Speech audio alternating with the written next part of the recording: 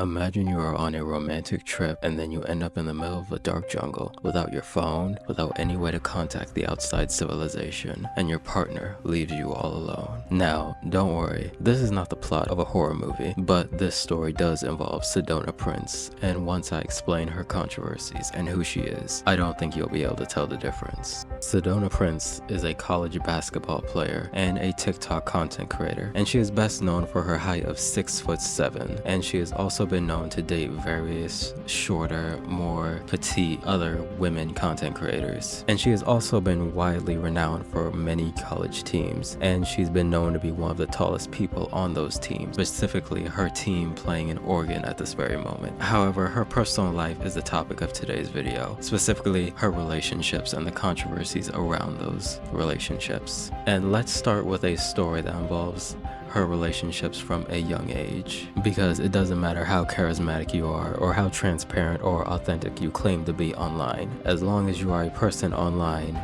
fame can come with any amount of drawbacks, and Sedona is not new to these drawbacks. In fact, her newest scandal revolves around her relationship with a person she dated in 2022 named Riley, and they separated on seemingly good terms. However, it was later revealed that Sedona has a very bad history of infidelity, and she not only cheated on Riley, but was kind of abusive to Riley. And what I mean by this is that not only did Sedona have several cheating rumors, but in 2023, Sedona was involved with another emotional abusive situation involving several of her partners, some of which the accusations were not public, some were, but that did not stop this from circulating all over online and Sedona receiving a lot of criticism. And this not only further tarnished her reputation online, but her athletic reputation, which now brings me to our final and main topic of today's video. Sedona's most recent scandal involves the end of her relationship with a person named Olivia. Their relationship started in early 2023 and they broke up in May of this year. Now, after their breakup, Olivia made several videos sharing her side of the story, and she goes on to share the fact that Sedona abandoned her in the middle of a jungle on her birthday trip, and she was also very emotionally abusive and would start arguments with Olivia. Who the f did I take to Mexico? Okay, so we wake up 3 a.m. for the plane ride. Already was scared because she is not good in the mornings, okay? Was always very angry. So I tried not to step on her toes, tried to stay out of her way until we got to the airport. Got on the plane, everything was fine, and then we sat next to each other, ordered a beer, and I accidentally spilled some of my beer on her leg. So what'd she do? Got up and went and sat on the opposite side of the aisle from me for the rest of the plane ride. And what'd I do? Looked outside the window and cried until I fell asleep and until we got to Mexico. The trip that I completely paid for and planned. Planned because she said I didn't plan any dates. Enough dates or get her enough flowers. Right.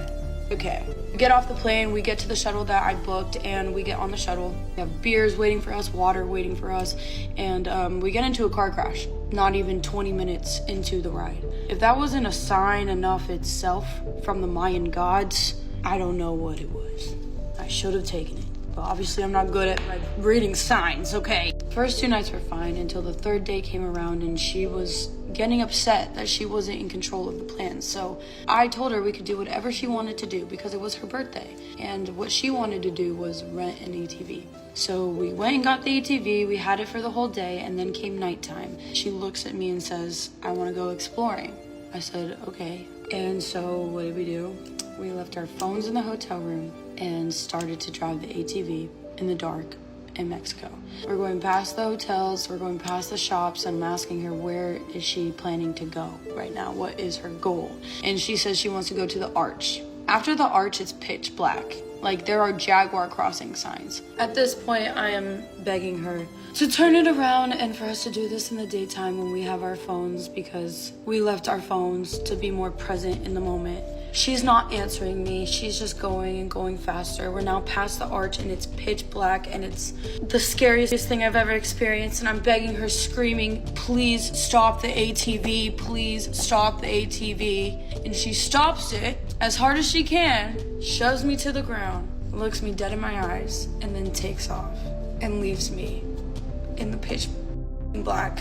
So what do? I get up and I start running for my life because I didn't know what else to do in that situation. I'm literally telling myself, you're gonna make it, Liv, you're gonna make it. All I can hear are the sounds of my footsteps on the ground because you can't hear anything else. It's pitch black jungle, okay? For like 5 minutes, I am running for my life, and the thoughts that were running through my head, I can't even put into words, but I see her headlights coming back. I see the headlights coming back, and as soon as she gets to me, she flips it on its side, and what do? I run over to her, and I'm like, baby, are you okay? Trying to make sure that she's okay. She shoves me, tells me to get the off of her, that it's my fault we're in this situation, that I held her back. So I'm like, all right, you just crashed off an ATV, let me flip this over. It wouldn't start. So then I see a car coming down the street, and I wave him down, and it was a car filled with 10 guys in the back of the truck, okay? And thank God that they were good people. I asked them to tow us to our hotel that's a few miles away. They tie up our ATV, and she's steering it as we're now going 35 miles per hour behind the back of a truck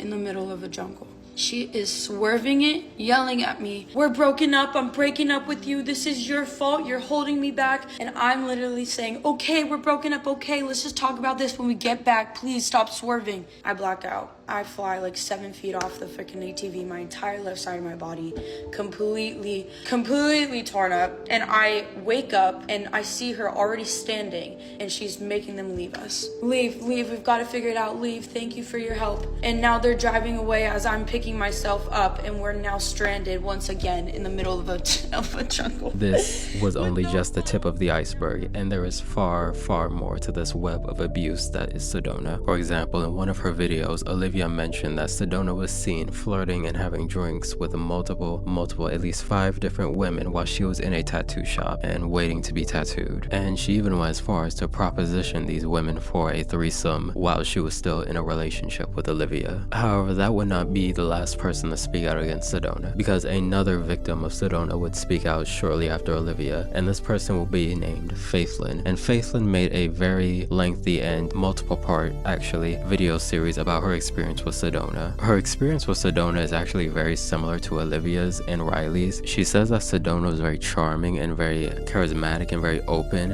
And you're going to notice a pattern with Sedona is that Sedona has a tendency of dating and being in relationships with people who are significantly shorter than her. And I know that Sedona is very tall, she's 6'7". However, that still does not change the fact that she gets into a relationship with people who are very much shorter than her. If you see any videos of her with Riley or her with Olivia, you can see that their height difference is very much prominent factors in all of Sedona's relationships, which to me just signifies that Sedona likes shorter women because she can easily overpower them and intimidate them more easily. Now back to Faithlin. Faithlin goes on to say that Sedona got really close with her and her friends, and Faithlin even goes out of her way to invite Sedona over to her Pride Festival. However, this took a very dark turn because Sedona actually got physical with Faithlin. Later after that, way after that, so when Sedona and Faithlin are hanging out again, they're at a bar, and Faithlin goes out of her way to say that Sedona is very much overly affectionate and love bombing her and being way too forward with her. These are all basic characteristics of an abuser and someone who is trying to get into a position of trust with their victim. And Faithlin would go on to say that she grew even terrified of Sedona later this night when they were in their hotel room and Sedona was passed out. And when she woke up, Faithlin expressed that she was truly afraid of how Sedona looked at her.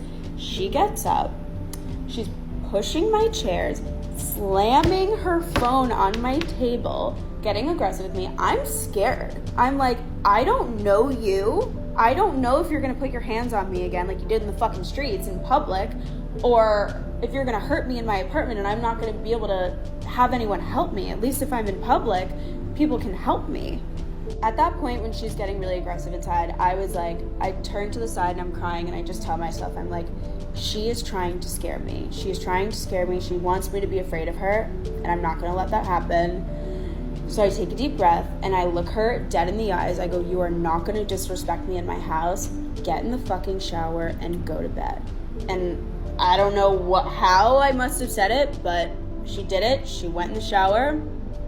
And this to me just says that Sedona has a way of switching her personalities and intimidating someone on a whim whenever she wants, and using her height, her stature, her athleticism, and her influence as a way to intimidate people and to get what she wants, and her charisma. And this is just a very dangerous and harmful cycle of abuse. Sedona has actually responded to all of these accusations and has denounced all of them, and none of her responses have done anything to calm the waters of her controversy. In fact, it has actually made the controversies grow even more. And now Sedona is losing sponsorship, she's losing brand deals, and this is just an example of an influencer who is getting exposed for being a terrible person, because at the end of the day, most people will never know who these influencers truly are, and Sedona is a perfect example of that. And someone like her does not deserve a platform, they don't deserve to have this much of a following, they don't deserve to be on a prominent basketball team, and there's even a position to have Sedona be kicked off her athletic scholarship. So tell me what you guys think. And yeah, that's gonna do it for me. Be sure to like, comment, and subscribe, and yeah, I'm out. Peace.